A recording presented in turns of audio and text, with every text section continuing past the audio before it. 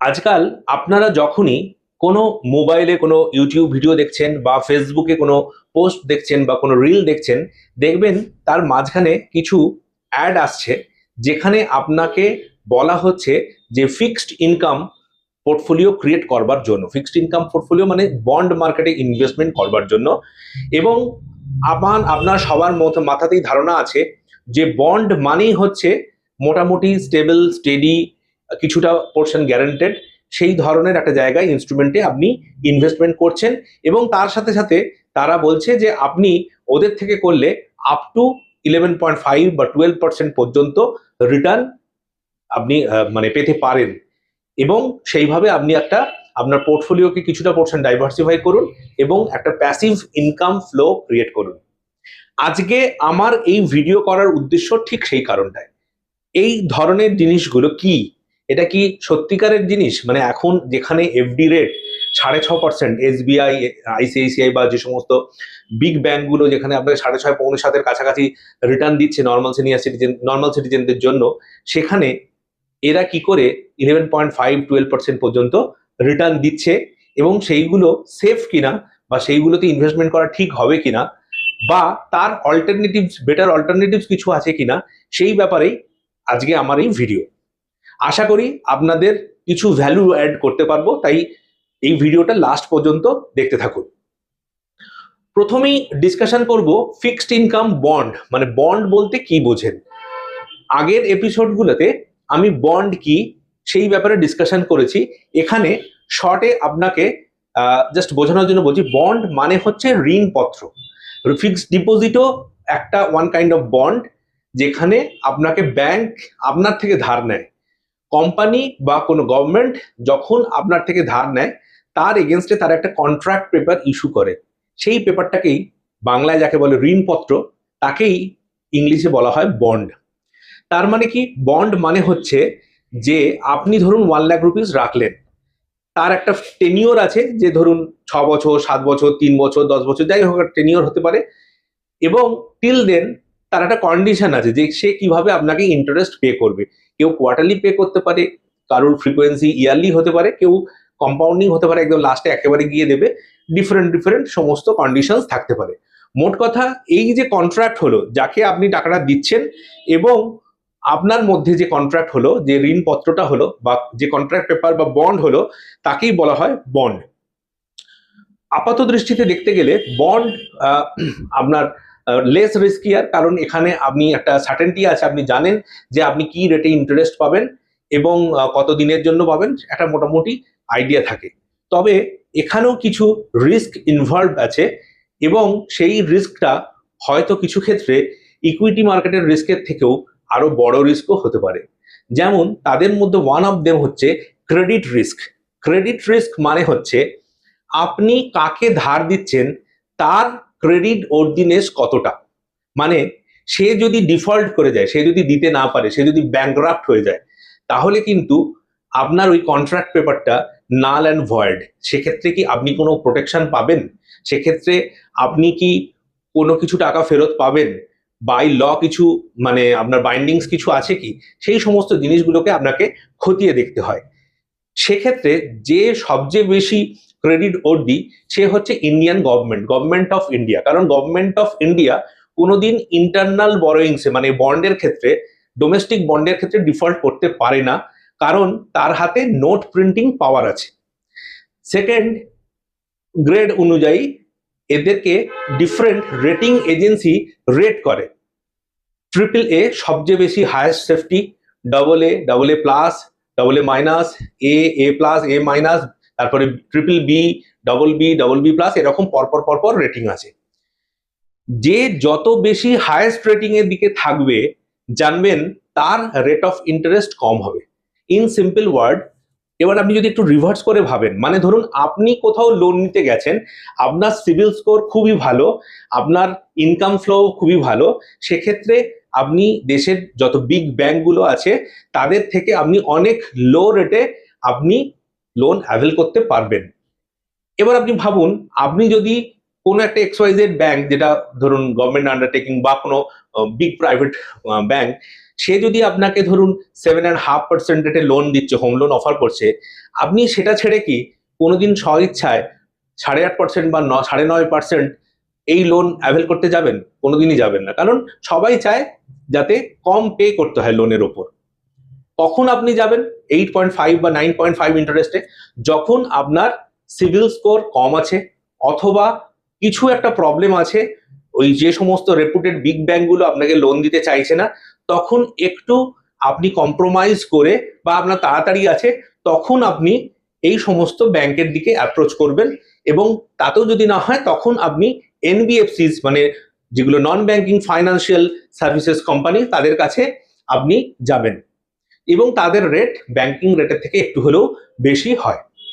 ঠিক রিভার্স, তার মানেটা কি? যে আপনাকে লোন দিচ্ছে, আপনার ক্রেডিট ওর্দিনেস, ফেরত দেওয়ার ক্যাপাবিলিটি বা সবকিছু যদি একদম ওকে থাকে, তাহলে আপনি কম রেটে লোন পাবেন। আর যদি সেটা একটু কম্প্রোমাইজড হয়, তাহলে আপনাকে বেশি রেট বিয়ার করতে হবে। সিমিলারলি কোম্পানিগুলো মার্কেটে কাস্টমারদের থেকে, মানে পাবলিকের থেকে টাকা ওঠানোর জন্য বন্ড ইস্যু করে। এবার যে সমস্ত কোম্পানির ব্যালেন্স শিট স্ট্রং বা তাদের ক্রেডিট ওর্দিনেস অনেক বেশি ভালো, তারা কেন বেশি রেট অফার করবে? তারা কম রেটই অফার করে। যে সমস্ত কোম্পানিগুলো আননোন, ছোট এবং ক্রেডিট ওর্দিনেস কম বা লেস রেটেড, ভালোভাবে বলতে গেলে, তারা কিন্তু টাকা ওঠানোর জন্য আপনাকে বেশি রেট অফার করবে। আমি এখানে বলে রাখতে চাই, হতে পারে কোনো ভালো কোম্পানি হতে পারে, তার বিজনেস মডেলের জন্য, যেমন কোনো একটা NBFC, সে ধরুন আপনার তার সে যে বড় মানে অন্যকে ধার দেয়, আপনাদের থেকে টাকা তুলে অন্য কোনো ক্রেডিট ইস্যু করে, সে আবার অন্য কাউকে ধার দেয় ব্যাংকিং বিজনেসের মতো, তার রেটটা হয়তো হাই, সে হয়তো একটু আপনাকে বেশি রেট দিতে পারে। কিন্তু মেন পয়েন্টটা হচ্ছে, একটা রিস্ক আপনার মাথাতে প্রথমেই অ্যালার্ম বেজে যাওয়া উচিত, যেখানে ব্যাংকিং সেক্টরের রেট নর্মালি 6.5, 7, ম্যাক্সিমাম 7.5 এর মধ্যে, সেখানে কেউ যদি আপনাকে 11.5 বা 12 অফার করে, জানবেন সেখানে কিন্তু ক্রেডিট ওর্দিনেস বা তার রেটিং কিন্তু অ্যাটলিস্ট কম আছে, মানে আপনি কিন্তু সেই রিস্ক জোনে পা দিচ্ছেন। এবার বন্ডের সাথে ইকুইটির রিস্কের ডিফারেন্সটা হচ্ছে, বন্ড একবার যদি ডিফল্ট করে যায়, তাহলে কিন্তু আপনি পুরো যে টাকাটা ইনভেস্টমেন্ট করেছেন, সেটা কিন্তু আপনার আর কোনোদিন ফেরত পাওয়ার চান্সেস লেস থাকে।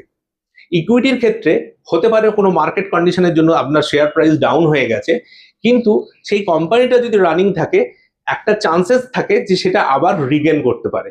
দেখতে হয় কি ধরনের রিস্কের জন্য, কোনো কোম্পানির পার্সোনাল প্রবলেম, না মার্কেটের ওভারঅল প্রবলেমের জন্য, কিসের উপর, তার উপর দেখতে হয়। মোট কথা, এই এই একটা রিস্কের কথা আপনাদের ডিসকাশন করলাম।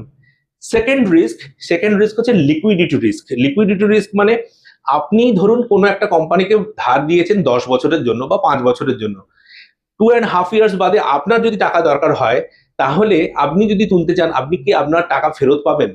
বা যদি ফেরত পান, বা পেলে আপনি কিভাবে ফেরত পাবেন? সেই বন্ডটাকে কি আপনাকে সেকেন্ডারি মার্কেটে ট্রেড করতে হবে, কাউকে সেল করতে হবে? তখন যিনি আপনার থেকে ওই বন্ডটা কিনবে, তিনি দেখবেন ব্যাংকিং রেট কমেছে না বেড়েছে। ব্যাংকিং রেট যদি কমে যায়, তাহলে আপনার বন্ডটা প্রিমিয়ামে বিক্রি হবে, আর ব্যাংকিং রেট যদি বেড়ে যায়, তাহলে আপনার বন্ডটা ডিসকাউন্টে সেল হবে। তো এইটা হচ্ছে mark to market risk involve থাকে। এবার এর বেটার অল্টারনেটিভস কি আছে? এর বেটার অল্টারনেটিভস হলো, মিউচুয়াল ফান্ড মাত্রই কিন্তু শুধুমাত্র ইকুইটি ওরিয়েন্টেড ফান্ড নয়। মিউচুয়াল ফান্ডে বন্ড রিলেটেডও অনেক ফান্ড আছে, এবং তাদের মধ্যে আপনি যে জায়গায় রিটার্ন এক্সপেকটেশনস রাখতে চাইছেন, বা যে ধরনের আপনি রিস্ক নিতে প্রস্তুত বা রেডি, সেই জায়গায় দাঁড়িয়ে অ্যাটলিস্ট ইন্ডিভিজুয়াল বন্ডের থেকে আপনাকে অনেক বেটার ওয়েতে, লেস রিস্কিয়ার প্রসেসে আপনাকে মোটামুটি similar kind of return deliver করার ক্যাপাসিটি থাকে, সেটা হচ্ছে credit risk fund.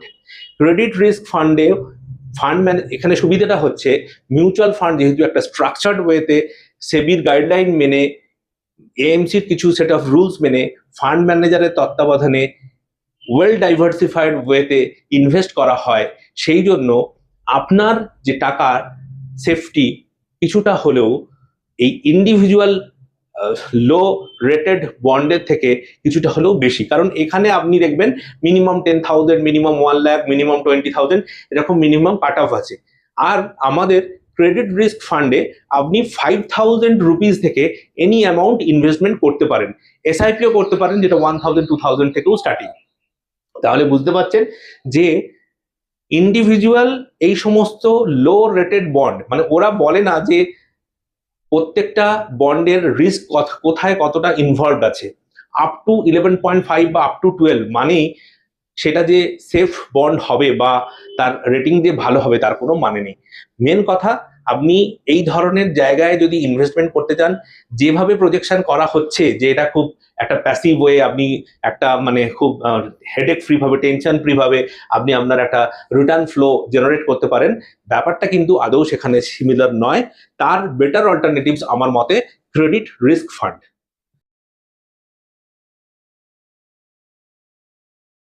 Credit risk fund হচ্ছে বেটার অল্টারনেটিভস। তাহলেও যেহেতু মিউচুয়াল ফান্ড, আমি ওই স্ট্যাচুটরি ওয়ার্নিংটা আপনাদের বলেই রাখবো যে মিউচুয়াল ফান্ডে বিনিয়োগ বাজারগত ঝুঁকি সাপেক্ষ, বিনিয়োগ করবার আগে সমস্ত নথি ভালো করে যাচাই করে নিন।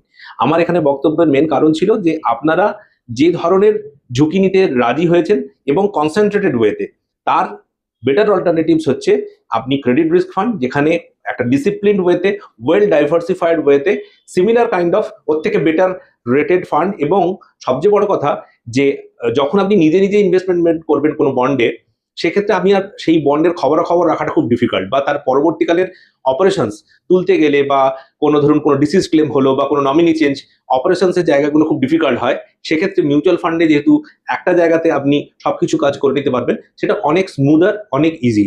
তাই আমার মতে এই individual less rated high yielding বন্ডে ডিরেক্টলি ইনভেস্টমেন্ট করার বদলে ওই ধরনের রিস্ক নিতে যদি আপনি রেডি থাকেন, তাহলে ওর থেকে লেস রিস্কিয়ার, ওয়েল ডাইভার্সিফাইড, মানে ডিসিপ্লিনলি ম্যানেজড ক্রেডিট রিস্ক ফান্ডে, মিউচুয়াল ফান্ডের আপনি যেতে পারেন। নমস্কার।